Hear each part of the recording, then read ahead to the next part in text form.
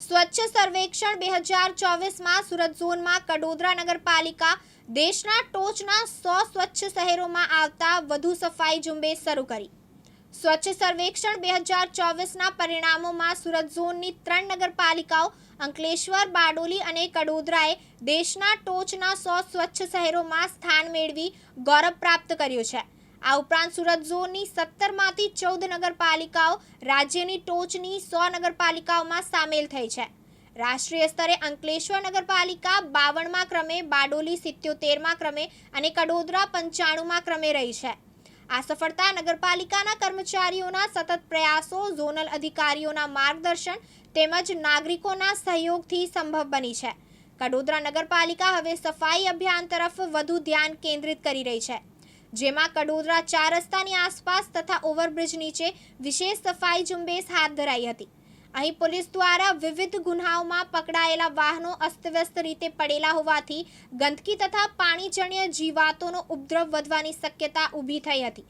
નગરપાલિકાના પદાધિકારીઓએ પોલીસ વિભાગના સહકારથી ક્રેનની મદદથી વાહનોને વ્યવસ્થિત રીતે ગોઠવ્યા।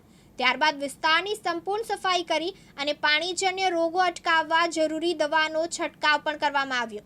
નગરપાલિકા દ્વારા અપેક્ષા વ્યક્ત કરવામાં આવી છે કે નાગરિકો પણ સ્વચ્છતા જાળવવા માટે સક્રિય સહકાર આપશે, જેથી આગામી વર્ષોમાં વધુ ઊંચું સ્થાન પ્રાપ્ત કરી શકાય।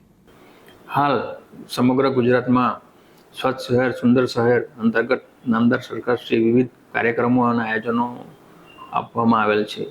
તે અંતર્ગત કડોદરા નગરપાલિકા દ્વારા શહેરના વિવિધ વિસ્તારો જેવા કે રેસિડેન્શિયલ, કોમર્શિયલ તેમજ વાણિજ્ય દુકાનો એવા બધા એકમોમાં અને સાફ સફાઈનું આયોજન કરવામાં આવેલ છે।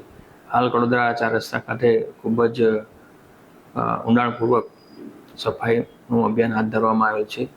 તે અંતર્ગત અલગ અલગ ઓથોરિટીનો સંપર્ક કરીને તેઓનો સહયોગ લઈને જેસીબી મશીન, પોકલેન મશીન અને ડમ્પર જેવી સાધનો દ્વારા સાફ સફાઈ કરવામાં આવેલ છે। આ સઘન સફાઈ ઝુંબેશ નગરપાલિકા દ્વારા અવિરત કાર્યરત રાખવામાં આવશે। હાલ નગરપાલિકાને સ્વચ્છતા સર્વેક્ષણમાં દેશના સ્વચ્છ શહેરોમાં 100 સ્વચ્છ શહેરોમાં કડોદરા નગરપાલિકાનું સ્થાન પામેલ છે। તે અંતર્ગત કડોદરા નગરપાલિકા હજુ પણ સ્વચ્છતાના ધોરણોમાં, માપદંડોમાં આગળ ઉતરવા માટે ખૂબ જ પ્રયત્નશીલ છે। સાથે સાથે આ સ્વચ્છતા અભિયાનમાં નાગરિકોનો પણ પૂરેપૂરો સહકાર મળી રહે તેવી અપેક્ષા રાખીએ છીએ અને આપણા નગરને સ્વચ્છ અને સુંદર બનાવવા માટે નવી પહેલ કરવામાં સહભાગી થઈએ તેમજ નગરપાલિકાને વધુ અસરકારક સફાઈમાં આગળ લાવવા માટે નગરપાલિકા દ્વારા આગામી સમયમાં વિવિધ આયોજનો કરવામાં આવે છે, જેવા કે શહેરની સુંદરતા માટે જીવીપી પોઈન્ટનો સદંતર નિકાલ તેમજ તમામ એન્ટ્રી પોઈન્ટોનો ખૂબ જ સરસ રીતે પ્રવેશ મેળવે તે રીતના સુંદર આયોજન નગરપાલિકા દ્વારા કરવામાં આવેલ છે। રમેશ ખંભાતી, દિવ્યાંગ ન્યૂઝ, કડોદરા, સુરત।